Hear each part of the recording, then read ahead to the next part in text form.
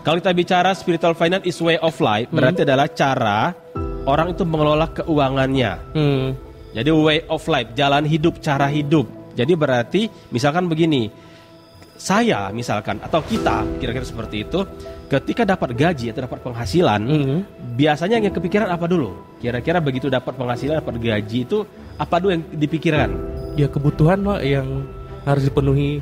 Kebutuhan, oke. Ya, terus apa lagi? Ada tagih-tagihan pembayaran rutin Oke, tiap utang bulan. ya.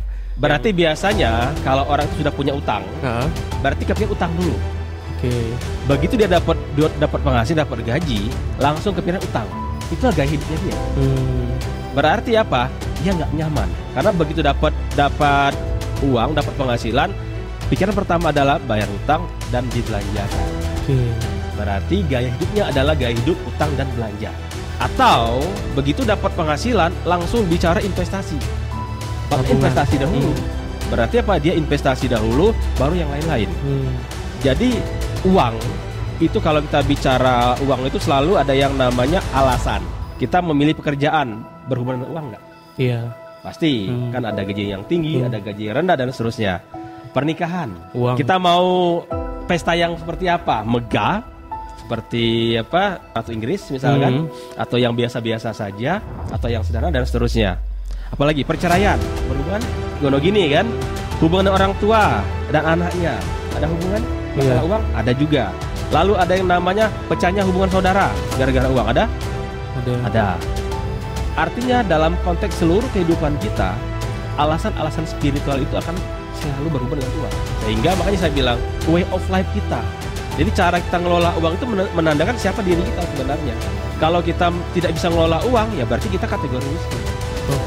Walaupun duit kita banyak. Contoh begini, ada seorang teman, mohon maaf saya tidak bicara profesinya. Kebetulan beliau seorang security yang kebetulan pada saat itu dapat namanya apa? Bukan pesangon ya, gusuran. Biasalah gusuran. Si bapak ini belum menikah, rumah masih ngontrak, dapat gusuran. Penghasilan dia mungkin ya UMR lah ya. Dapat penghasilan 1,5 M. Besar nggak? Besar kan? Besar. Cuma kalau nggak ngerti cara ngelola uang, langsung dia apa yang dilakukan? Capek saya hidup menderita terus-menerus begini. Saya ingin happy, saya ingin bahagia, saya ingin fun. Jadi dia foya-foya. Liburan. Ya wajar saya bilang ya. Itulah karena mindset dia seperti itu. Yang kedua, dia beli motor, dia beli mobil dan seterusnya. Sementara rumah masih ngontrak. Setahun kemudian, singkat cerita, si bapak ini mobilnya disekolahkan, digadaikan, saya begitu ya. Motornya terpaksa harus dijual dahulu. Akhirnya apa? Ujung-ujungnya mungkin 2 tahun lagi mobil itu akan habis. Sementara dia tidak ada penghasilan. Ya, kira begitu. Karena apa? Mentalitasnya, gaya hidupnya. Jadi jalan hidup kita berhubungan dengan apa yang kita lakukan sehari-hari. Jadi kalau kita bicara tentang misalkan begini, saya itu benci sama uang. Ya begitu nanti dia sudah dewasa, dia akan benci sama uang. Itu gaya hidup dia. Itu cara hidup dia. Itu lifestyle-nya dia.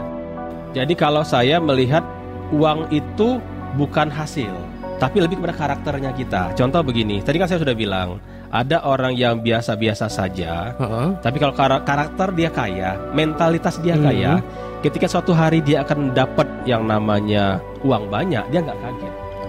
Karena secara mentalitas dia sudah siap. Tetapi ada berapa banyak orang hari ini kelihatannya kaya. Saya selalu bilang, kelihatan kaya itu beda sama kaya beneran. Kita lihat ya, yang namanya orang ketika dia bawa mobil, pertanyaannya mobilnya itu cash atau kredit. Itu satu. Yang kedua, kalau kreditnya bad debt atau good debt, itu kelihatan dari situ. Kalau memang akhirnya mobil itu buat disewakan atau buat dia berpenghasilan, itu benar. Utang itu diperbolehkan. Tapi kalau hanya sebuat operasional saja, ngabisin bensin, terus ganti oli dan segala macamnya, ya berarti apa? Gaya hidupnya seperti itu, mentalitas. Jadi jangan kita lihat, oh dia karena tidak punya harta kita bilang miskin, enggak juga. Karakter. Rasulullah itu karakternya kaya.